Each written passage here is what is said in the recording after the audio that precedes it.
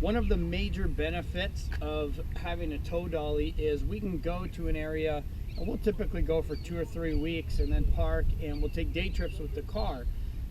It's really come in handy when we're around cities. We've gone to San Francisco and places that we wouldn't ever be able to bring the RV because that's our house.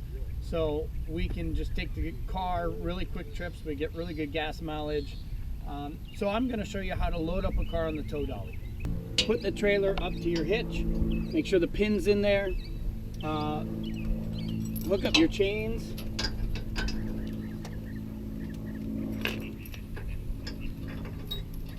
And then do the lights. Make sure that this is clean and clear of anything.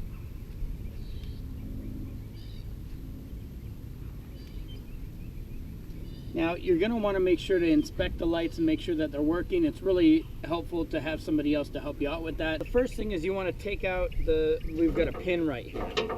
And I just pull this out, pull the pin out. And that way we can undo this, pull it back,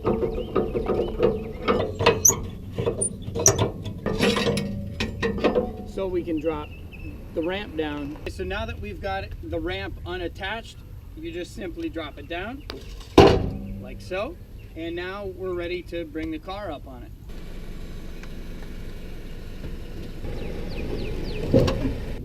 All right, now that we've got the car perfectly lined up and the ramp down, it's time to drive it up.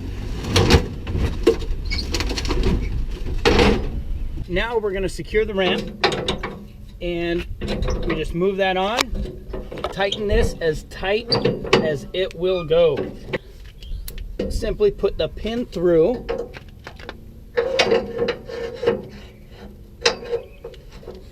and then I'm going to put this pin to lock that in.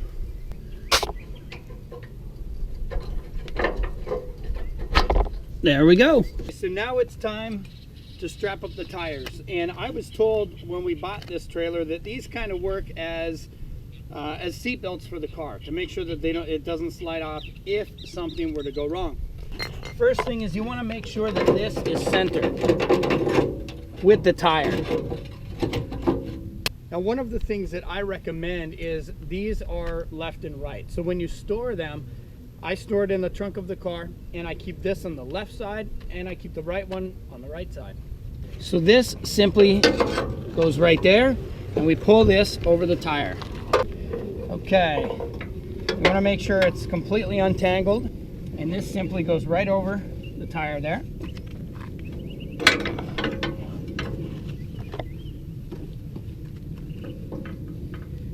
And you want to make sure that you put this all the way on the other side and it's not hung up on anything.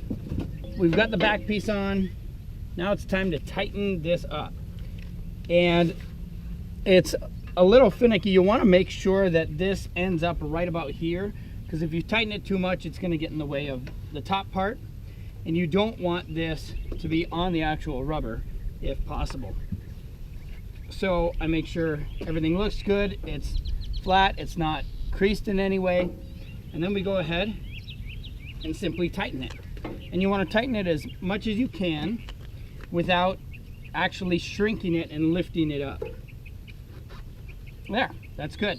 Now it's not tight, it's snug, because now we're going to go and ratchet it up. Put it through here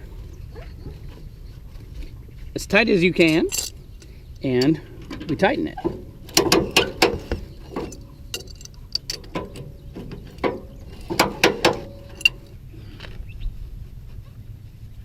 If you notice, we're not at our campsite doing this.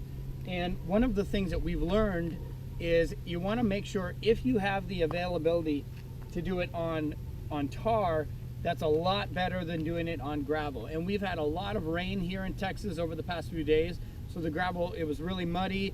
And what I've learned is when you go and try to go up the ramp, the tires can spin, and we've actually done a little bit of damage to our car going up there. We've got the car strapped up. We're ready to hit the road. Bye.